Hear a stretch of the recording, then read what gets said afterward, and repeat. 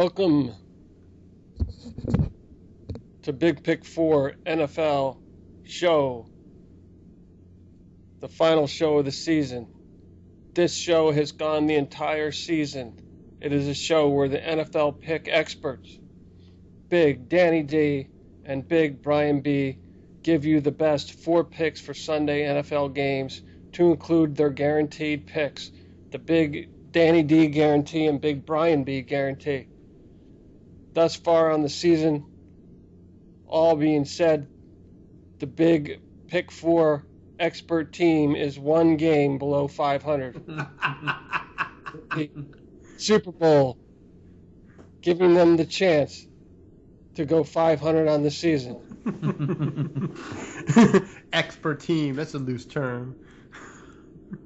As has been the case for the 2013-2014 season, the Big Pick 4 team was 500 last week, with the winner being the Big B guarantee.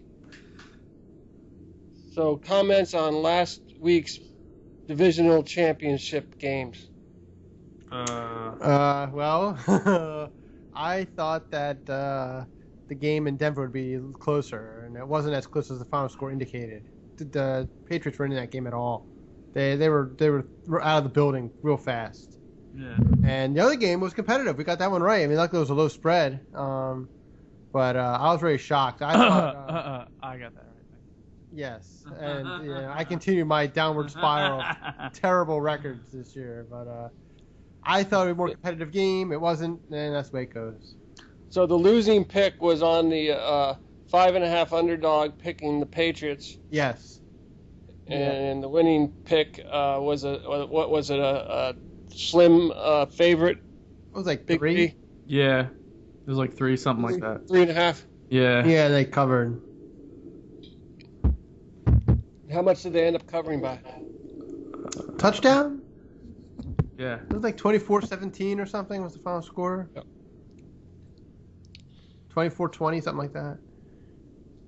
So there you have it. We are going to attempt for a 500 season and hopefully go back in the off season and lick the wounds and change careers. Hit the whorehouses. Maybe you. I don't feel like getting herpes or...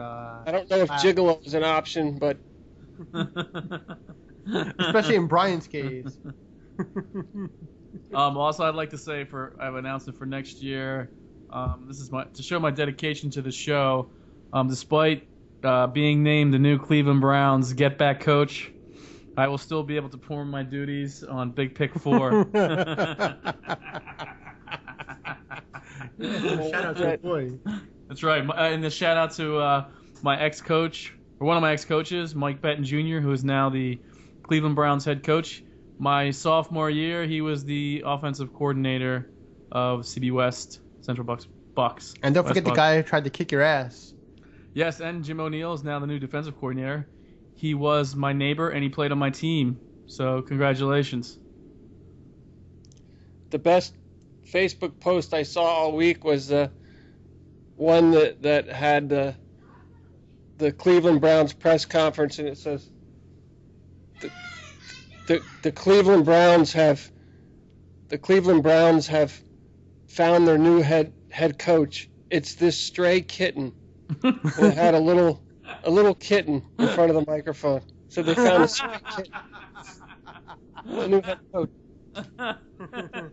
Yeah, well, I feel bad for that guy. He has the 3 Stooges up there pulling the strings.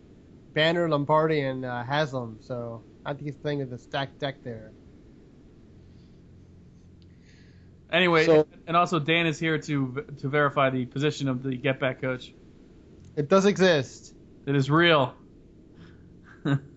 No, it's additional duties as assigned to a person that's already on staff for other persons. They say, hey, Joe, by the way, keep an eye on the sidelines this game. Yeah, I got you, coach. No. Yeah, they get like the offensive quality control guy or the linebackers coach to No, do you that. can This actually go to idea the that it's an website. entire career in No, the it NFL. is. You No, go to some websites. teams do have guys who are just get back. They're coaches. called get back coaches. There are some. You go to some team Oh, wait. websites.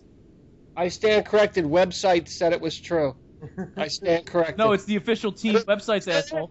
I didn't realize it was on websites. No, on Now, the official I mean, I team take it back. website, asshole. Back. It's I think on I the said- official. Yeah, it's No, on I the official. sit corrected, man. I didn't realize it was on websites. I think the aliens are coming. That was on websites too. You should have told me it was on websites. Shit, I would have backed down. But there is. I got to defend Brian on this one. There is such a position as a get back There is, coach. yes. Jimmy Johnson, a couple weeks ago, now Fox NFL Sunday talked about how he had a get back coach on his staff to make sure he stayed on the sideline.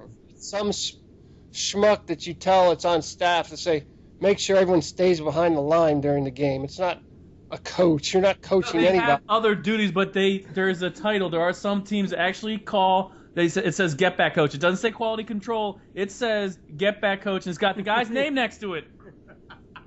He's very good at yelling "get back." He's excellent. I am. I've been tested all week by his coworkers. Yeah, it Get takes us- back! It takes as much skill as a walk sign on a street post. Stop, walk. That's a high aspiration. Thank you. Reach Thank you. for the sky. Reach for the sky, brother. That's right, baby. You know shoot it. for the stars. Guys, get back! Get back. Yeah. Hey, it would have come handy when Tomlin stuck his foot out. Yeah.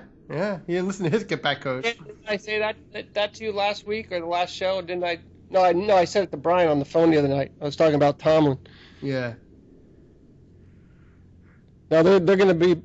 Brian's going to be standing on the sidelines telling people to get back, and they're going to have a film playing that song from the Michael Jackson, the Michael Jackson basketball movie. What was that song? Michael Jordan basketball movie. Michael Jordan. I don't think Michael Jackson playing basketball. If he was, it wasn't with a basketball.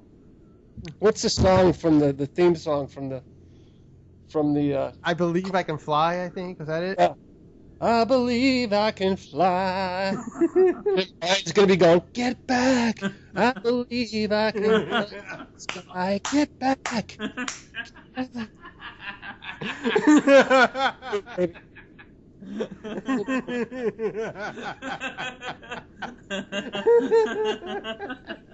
I can see Brian taking his job way too seriously and getting into fights with the players. I told you to get back, but I'm on special team. Get back.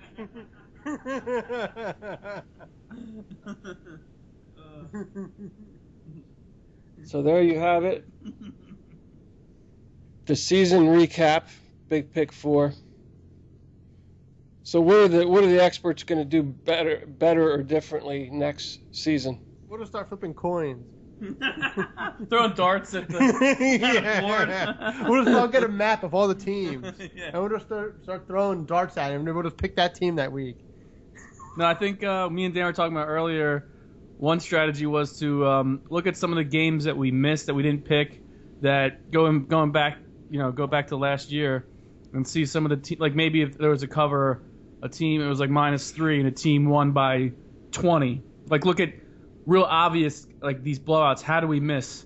Like that's something that we could definitely research. How do we miss some of these low spreads that became blowouts? I think if I'm not mistaken, I think the Eagles were like a 2-point favorite at Oakland. They blew them out by like 30. 30, yeah. Look, there's stuff that we need to games like that we can review and figure out what we missed. There was a game. Carolina beat the Giants 38-0. I mean, that's just one thing that we could probably just take a look at. I also think I went with the high spread too often sometimes, and that kind of hurt. How would I mean, you probably could have knocked out one pick by just betting against Oakland the entire season, right? That would have knocked one bet out. We have to remember the teams that burned us last year too. Who were The Bengals, the Bengals and the Redskins, the Texans. The Chiefs. I think they burned us once or twice, but they were a good pick this year. No, they were your good. Detroit. Yes. Detroit burned us. Yeah, Yes, they Cleveland did. burned us. Yeah, Cleveland. For the other way though. They covered the spreads. Yeah, Cleveland would yeah. cover the spreads. We could just Cleveland look would at. cover. The Chiefs burnt you in the playoffs, did they not? Yeah, they Didn't burned. you make the Chiefs playoffs pick? No. We won that one. Oh, we did, yeah. No, we lost the other one. We picked the who else was it? I think I picked the Eagles. That was bad. And Oh, the Homer pick. That's right. oh, get out of here. And what was the other one? We picked San Francisco that week. I think we went 2-2. And the other thing I'd like to say, Dan doesn't like to hear this one, but there was a couple Big B's that Dan talked me out of, so I'm not going to listen to it. No, it's true. Here we go. No. I would go to Dan boy. at work. I'd say, hey, Dan, this is going to be my Big B. And he'd be like, are you sure? You should think about that one. So then I'd go back to my desk and do another pick, and then that pick would lose, and then the one that I picked originally would win. Yeah, but you did fine with your picks anyway. Fine, I got 500. If I would have had... Yeah, but mine was worse. I was like 6-15 or something. No, I think that we should, when it comes to my suggestion, we have a rule for the show, is that we cannot assist our Big B's and Big D. You cannot give me any advice. You cannot say a word. You cannot mumble a word. That's hard to do. No, because you can't put doubt in the person's mind. Yeah, I know. Mm-hmm. I think it's the combined picks are more of a problem than the guaranteed picks. No, your guarantees. You were like 3 No, the guarantees were worse than the combined picks. Because a lot of times we both agree on the same games. So it's tough to pick the combined picks, or we disagree. Because Well, you're stuck with Big Pick 4 because I don't want to go buy a Big Pick 3 website.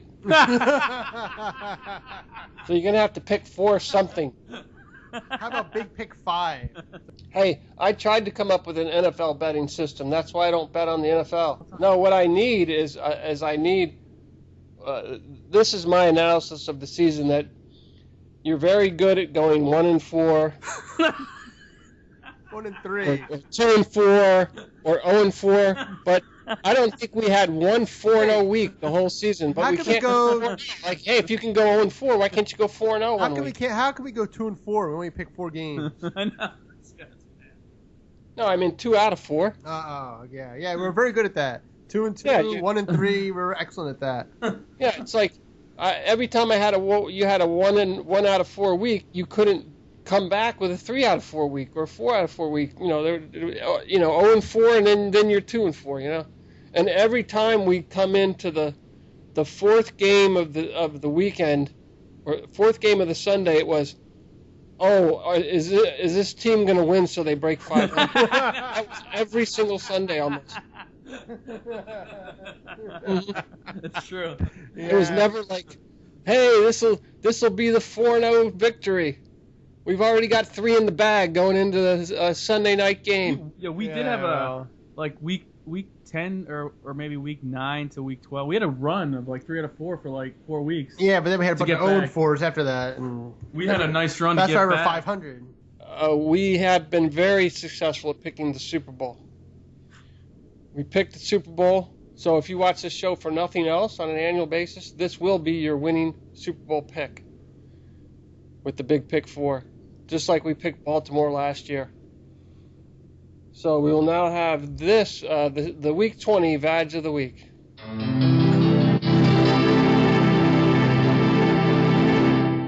I think it's week 21, but anyway. This week, last week was Week 20. this This is right, yeah. 21. Okay, I think it's week 22. Week 20 Vag of the Week. Anyway, Down, young man. yeah, the winner of that for the championship week is Bill Belichick for whining, crying, and complaining about the hit that Wes Welker put on Akeem Talib. That play happens about 1,000 times a game because teams run so many crossing patterns to try to eliminate man coverage and press coverage. They try to knock off the corners. That happens every game, dozens and dozens of times. Yet Bill Belichick pointed out that one hit by a man who's half the size of the other that knocked his best corner out of the game as being illegal and terrible, and we have to call the National Guard, and everyone's terrible. Let's get the police on it. Give me a break.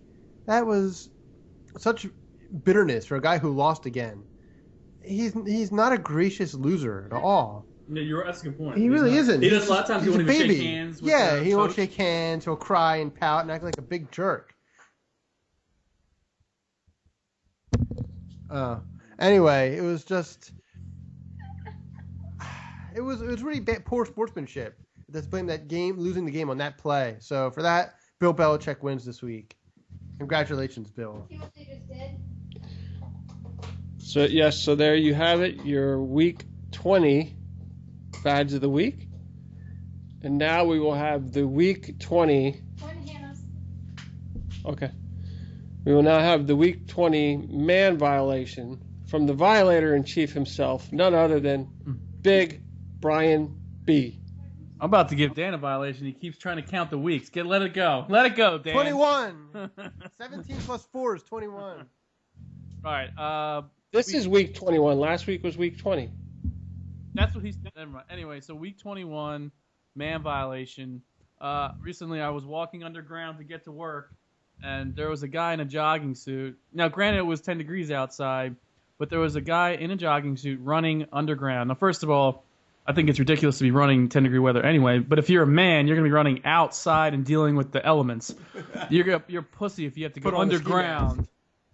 To go underground because it's a lot warmer underground and run. And you look ridiculous.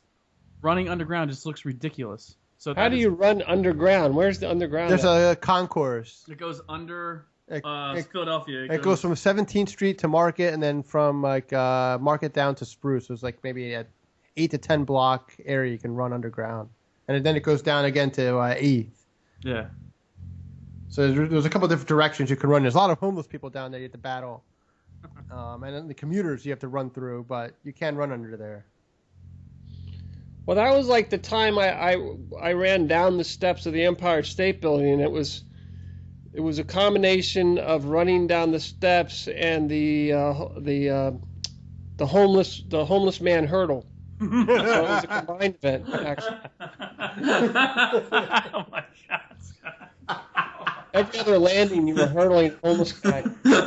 Homeless man hurdles combined with the running down the steps. Whoa, Danny! Danny just let one rip. Whoa! Whoa! It's on a duck.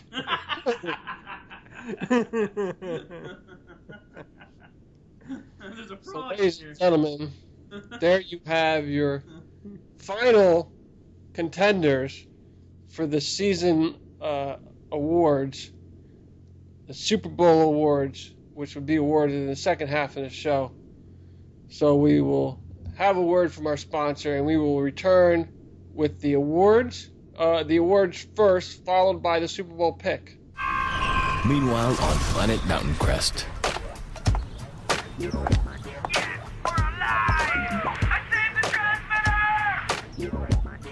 We haven't had contact with Earth for days. What happened to the transmitter? I smashed it. Good. Have you been to Planet Mountain Crest lately? So, ladies and gentlemen, we will now begin the second half of our show. I just want to start with a thank you to our many sponsors we've had this season. This is what keeps the show on the air. So please patronize these sponsors. Even if some of them are in like Chechnya or South America, Korea, we appreciate you. You know, when you're in town, to patronize these sponsors because they are what keeps us going, keeps the lights on here at the Big Pick 4 studio.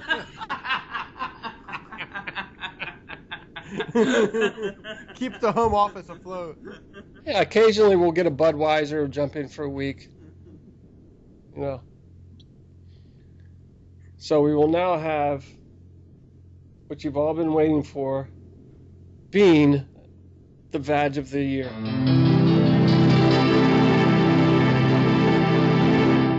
The winner for the 2013-14 season is none other than Commissioner Roger Goodell, who is doing all he can to completely destroy football in every sense.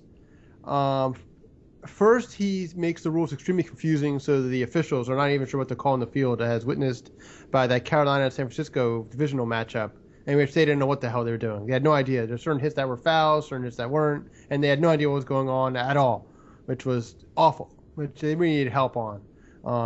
They call too many of these helmet-to-helmet hits. There's some push to try to start reviewing these things, which would make the game even longer, which I think is a mistake. He wants to give the extra point because he said for safety reasons, which is ridiculous. Even though, I mean, I agree the extra point is a stupid play that only 5 are missed the entire season out of 2,200 extra points. So I kind of get the point of that, but to say it's for safety, it's stupid. The real reason he wanted to get rid of it is to make sure there's more time for more reviews. So that way you limit the extra point. It's like 2 minutes each time. You don't have to do it. The way he treats the former players is absolutely ridiculous. That ridiculous settlement they wanted to give them, $765 million. It sounds like a lot of money, but it's really not. For all the players who are injured and permanently disabled who need long-term care, it costs a lot of money, and that money is not going to get there. He's just so full of shit. He says all this stuff about safety and about this, about that. He's not about that. He makes more money than any player in the league. He makes $30 million a season. If he's there for 10 years, that's $300 million he's going to make, unless he gets a raise. That's way, way more than any quarterback would ever make. I mean, it's absurd. He might be a good businessman, a good lawyer, but he's a liar. He's a complete liar for what he says. It's really disgraceful. I mean, these guys put their lives on the line, put their bodies on the line every week for this. And the way they get treated by the hierarchy of the NFL is really sad. So he wins. So that's like Evel Knievel, saying at the end of his career that, well, who's going to take care of all my injuries? I broke these bones and I suffered all these injuries, and now I'm struggling in my later years. But yet, wasn't your occupation a daredevil, if I'm not mistaken? I understand that, but if you're going to settle a lawsuit with somebody, you might as well make it a reasonable lawsuit. It was thrown out, that settlement, by the judge, because they said this is absurd, it's ridiculous. I mean, they lied to the players too about some of this stuff. There's guys who have ALS who didn't realize they got that from playing football, who just need so much care. It's not like these guys have like broken bones or bumps and bruises, okay, whatever. But the other guys have these debilitating diseases that are a direct result of traumatic head injury. And now they're finally realizing or exposing themselves to it. They knew about this back in 1992 and they didn't say anything. It's really disgraceful. You see it in other sports too now with the bank that the current players are making. You see it in baseball, and then the guys that were played back in the day, they come back and they're like, oh, but I only made so much and I had to keep my day job. Well, Yeah, well, some of those guys I understand. That was then and this is now. Now, you can't come back now and say, well, you got to. Sure, I should be getting something now. Well, there's some of those guys. That was then and this is now. There's some of those guys who complain about compensation, which is different. But the NFL should have a long-term health care program set up for these people. After you vest in the league, after 3 or 4 years of playing, you should be eligible for a program that pays for your long-term care after you retire as part of the health program that you pay into as a player. I don't see, and they make so much money, I don't really see how this is a problem when you're making billions upon billions upon billions every season. I mean, shit, they're paying the commissioner $30 million. They make billions just from television. Television pays the players. The league pays the player. The owners are paying the players nothing at all. The way the money's allocated from television is that's so now you're saying that in the United States that CEOs are overcompensated. Well, the whole world is saying that, Dan. It's not that simple. It's not talking about them. I don't care. They can make all the money they want. All I'm saying is they can afford to pay for these guys' care. I mean, hockey is eventually going to get rid of fighting because of this, because they don't want to face the same legal problems that the NFL is. Because they had, I think it was 2 years ago or 3 years ago, 4 different guys who were former enforcers in the NHL all committed suicide because of the problems they've had since retiring, and they were all mainly fighters. And there were 3 other guys who died from various head trauma that they had just caused them to get early deaths because they were primarily fighters. So that's going to leave that sport. I mean, I don't know where football's going with this. So where is MMA going with this?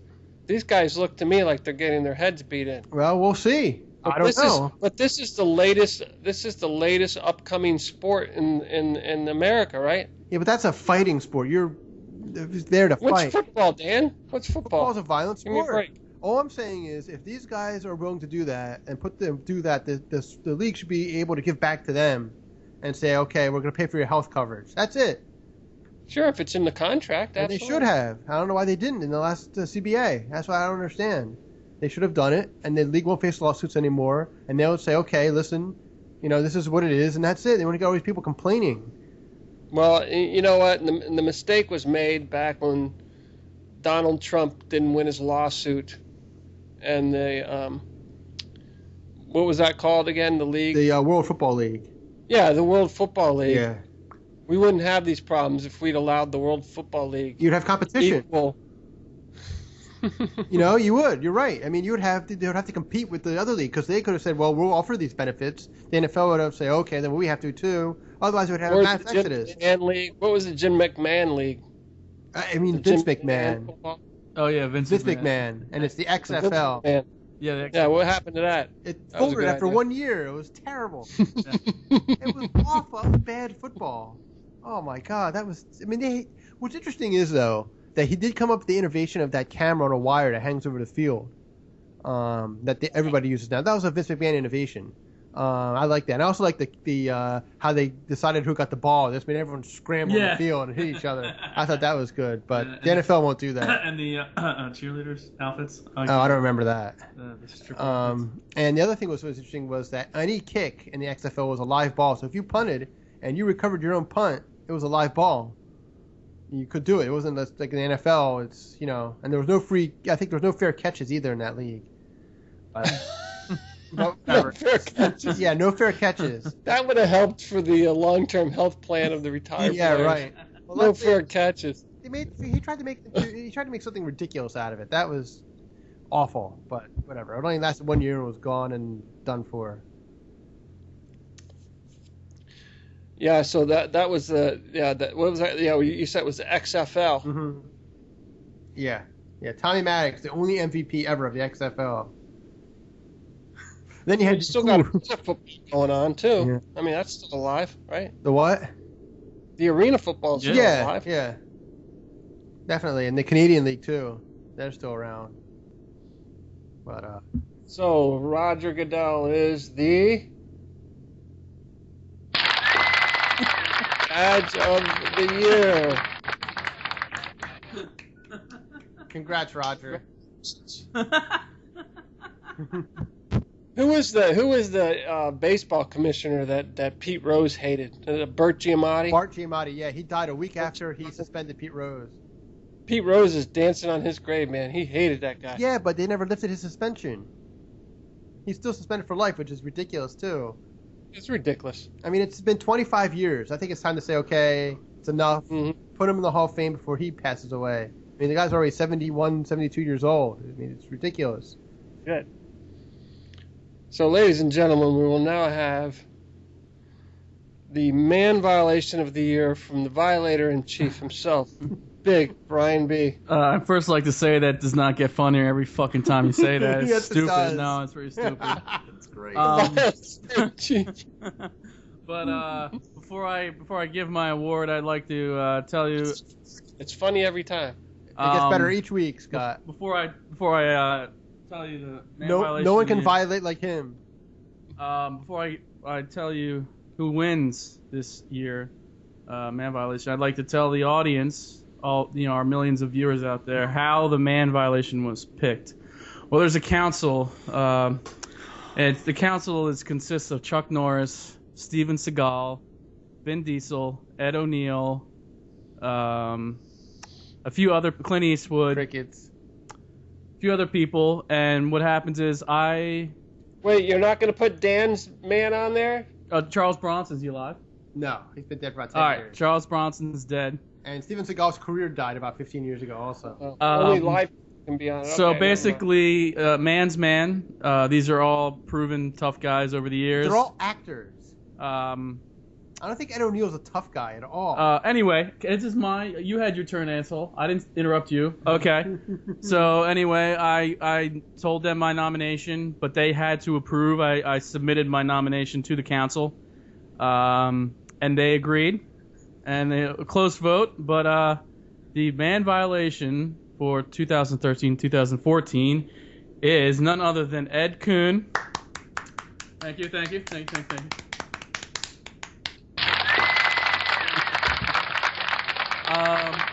He was, I don't remember exactly what week, it was earlier in the year, with help from Dan. It's like week 1 or 2. Yeah, with help from my associate over here, he pointed out that Ed likes to watch Little League Baseball.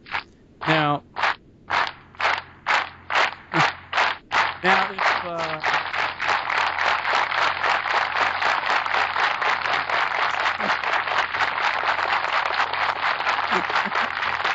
crowd is going nuts. I love the clip.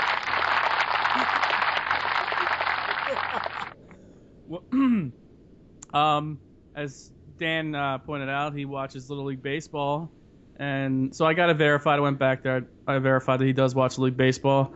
That was only 1 week. That would have been okay, but the fact that was just the tip of the iceberg, though, wasn't it? Yeah, the fact that he kept being defensive about it and getting pissed off about it, he turned basically into a little whining baby. So I had to give him the man violation of the year. He wasn't able to accept to come. He's still finishing up his house in Williamsport, Pennsylvania. He's putting on the finishing touches.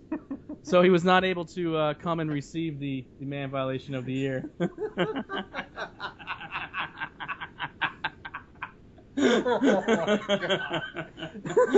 It's not really a house. It's more like, isn't it designed more after like a Boy Scout camp?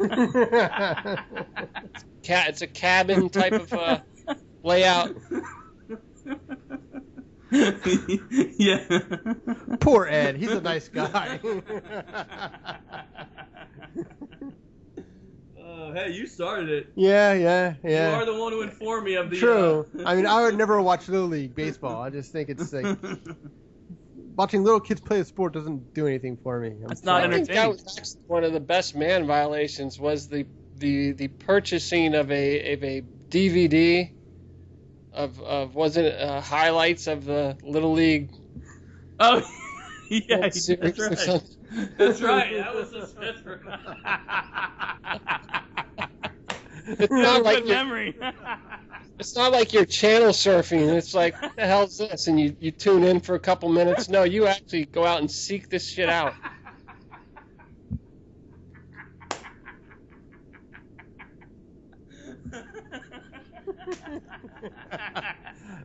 Ooh, look! It's the highlights of the 1997 Little League World Series. Ooh, boy!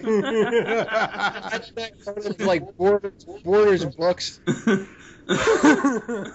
you have any of the video collections of the Little League boys baseball?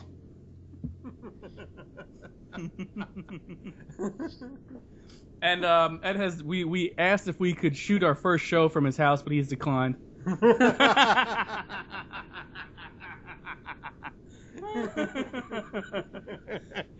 thought you were going to try to get him on that, what's that, Extreme Renovation show. I thought you were going to say to catch a predator.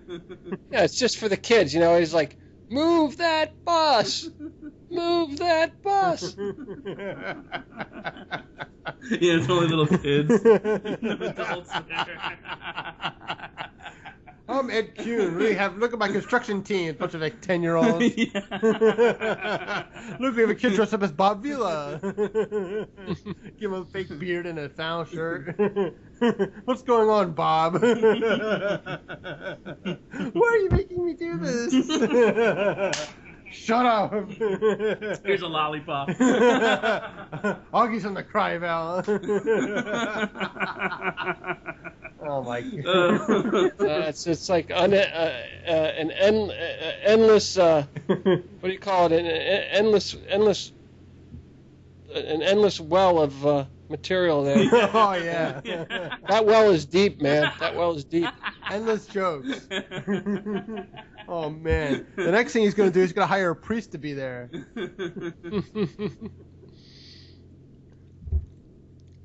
What was the priest that was recently in the? Oh yeah, and what's the guy's name that won the award? What award? Oh, Ed Kuhn. Ed Kuhn. And it's like Ed Kuhn's like, we will now have please bow your heads. We will now have Father Happy Hands give the invocation, the blessing of our new sports complex.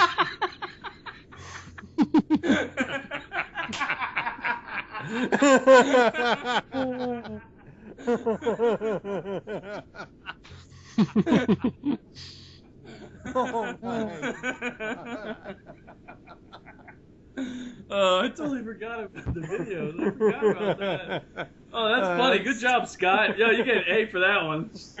That was a good one. I totally forgot about the video. Yeah, that's right. It was a complete set of all the highlights from the last, the last 65 years of Little League Baseball on one DVD set. Wow. How do you choose from amongst the many highlights? I mean, I don't know. There's so many great highlights. That's so many great plays. Moments over the years. Great teams. I mean, I don't know what to do when you see Chicago East for Chicago West. Remember how to play each other. And there's so many teams everywhere. I mean, there's boundless games to choose from. There must be millions of games, thousands. I don't know how they pick for the highlights. It's amazing. Ed told me that. I would push that job on anybody. Ed recently told me he's probably going to be quitting his job, and he will become the permanent snack stand guy during the Williamsport games, Little League games. No, he's going to be the permanent home plate umpire. There you go. No, he's going to be the get back coach. Get back in the dugout.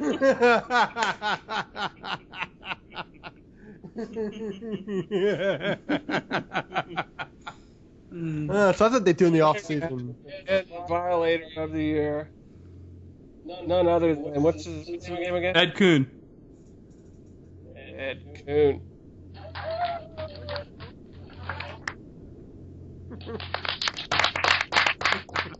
That was fun. Something went wrong with the sound effect. Apparently, there's more on this one. That was weak. That was terrible. Because everybody's crying. Yeah.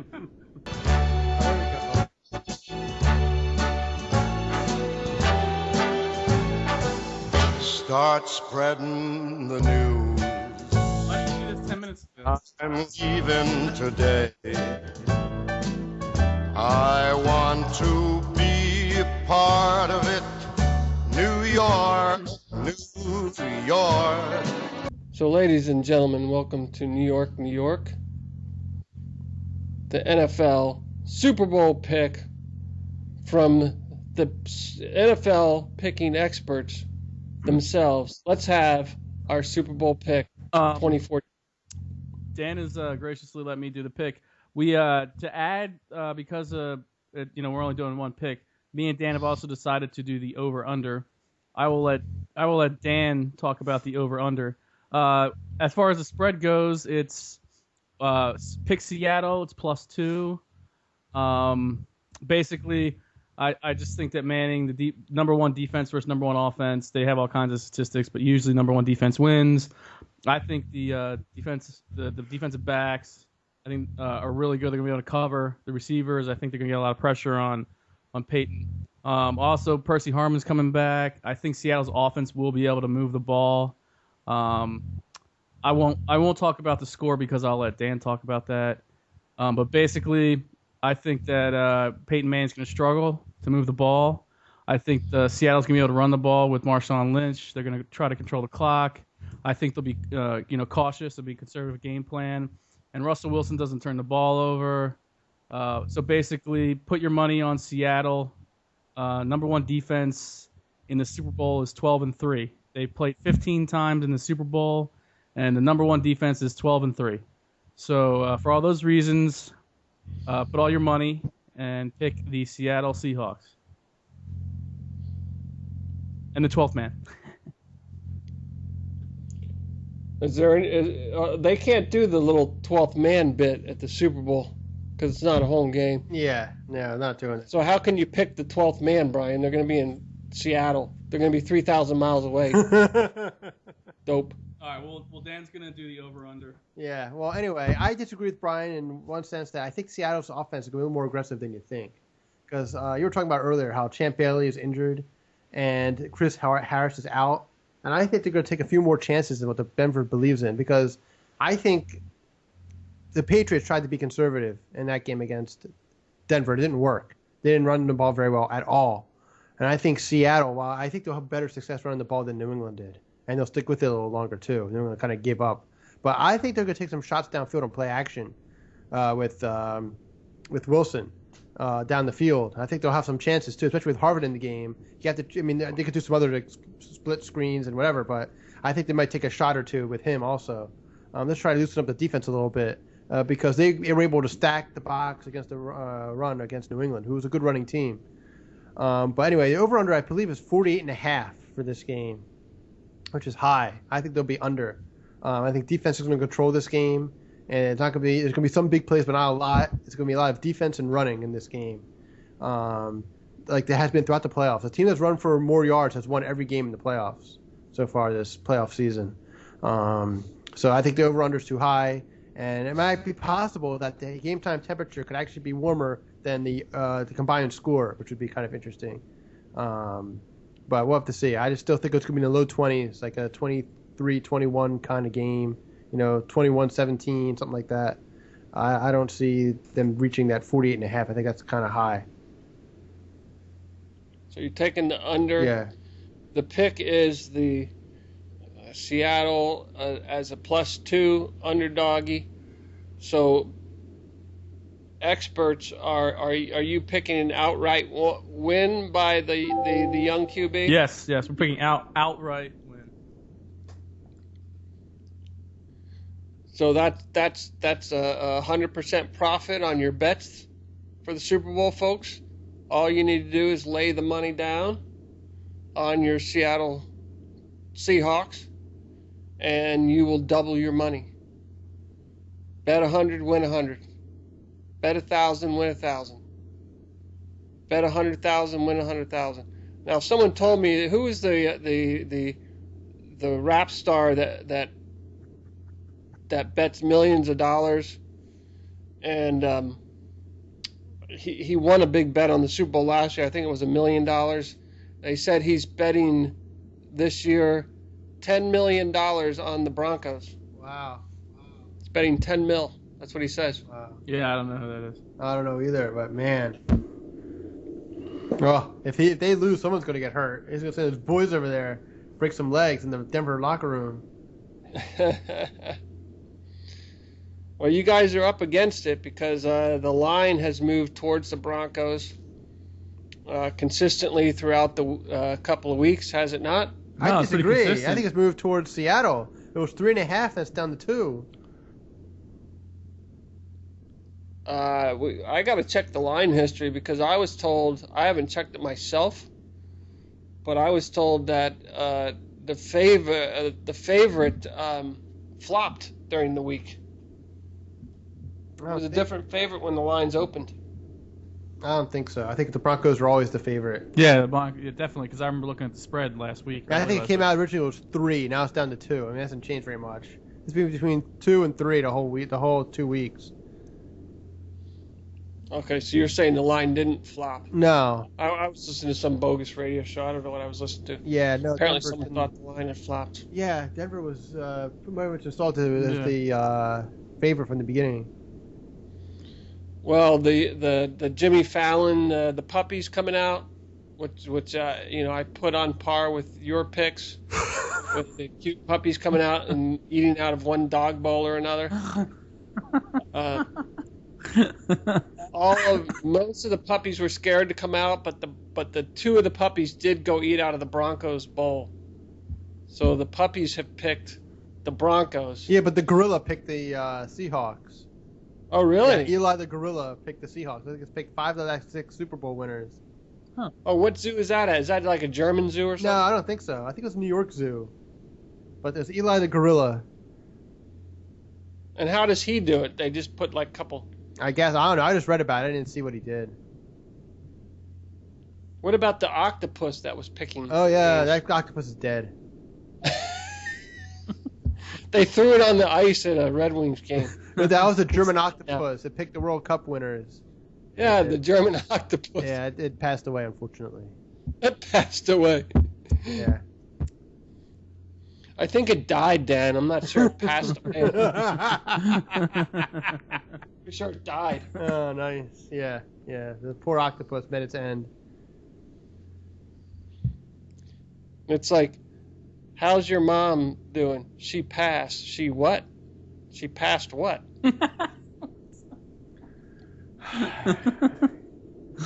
Mr. Compassion here.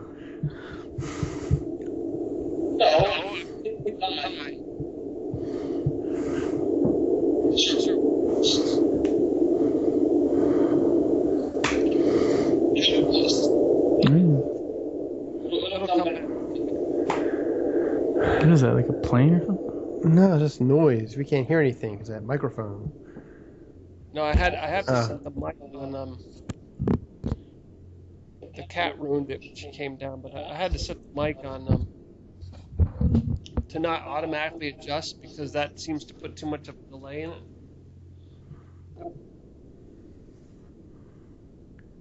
Look at this cat.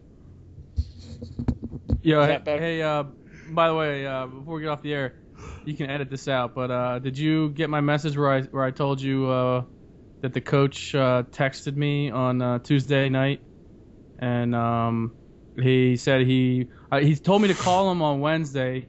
When I called him on Wednesday, he was working some security, so he told me to call him on the weekend. Oh, cool. So that's pretty. So he is responsive. Right. So I was thinking, I mean, you know, it's good because he could have just ignored me if he wanted to. Yeah, they need someone to sweep the locker room. So That's right. He needs someone to watch Little League baseball games with. Can't find anyone that likes Little League games. That's right. He wants Brian to scout Pee Wee football, so you can see the CB West players of the future. That's right.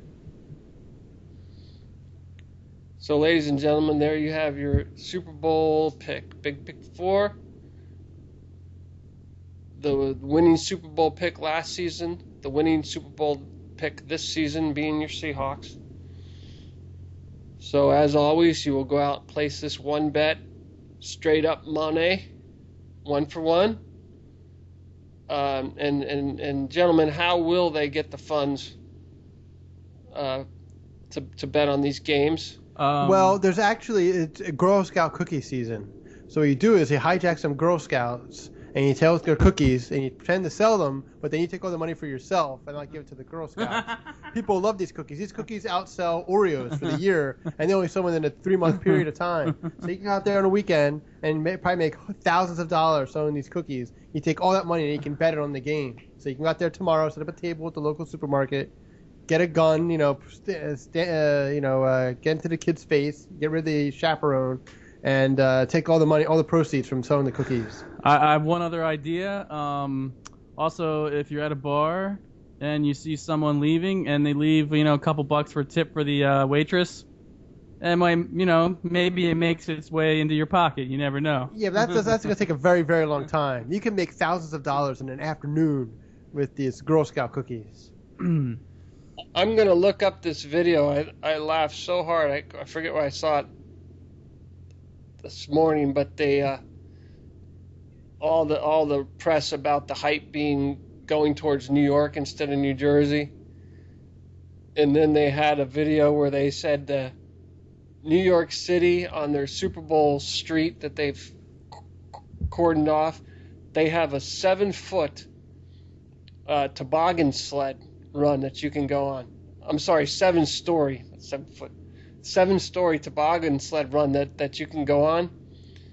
And they showed people up there, and it's like one of those carnival things where you get in a little burlap bag and you slide down, but it's made to look like a toboggan run, 7 stories high. And then they said, well, on the other hand, New Jersey has the car-towed luge, and they showed a guy being towed on the bumper of a car, riding on a sled on his belly, getting plastered with slush in his face. It's just New Jersey has the single-man car-towed luge. Oh, wow. That's like great. their counter to the 7-story high bobsled run. I mean, New Jersey's a dump. What do you expect? Well, you should see this guy just eating all this slush in his face, being towed behind a car on a little sled. Was it some Italian guy? I don't know, man. I laughed so hard. We know how They Brian have the- feels about them. The car-towed luge run instead of the Super Bowl street. That's funny. Typical New Jersey.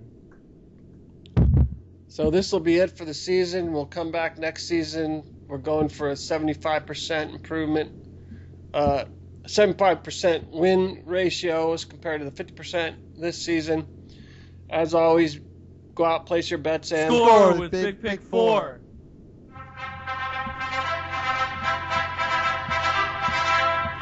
Yes, sir.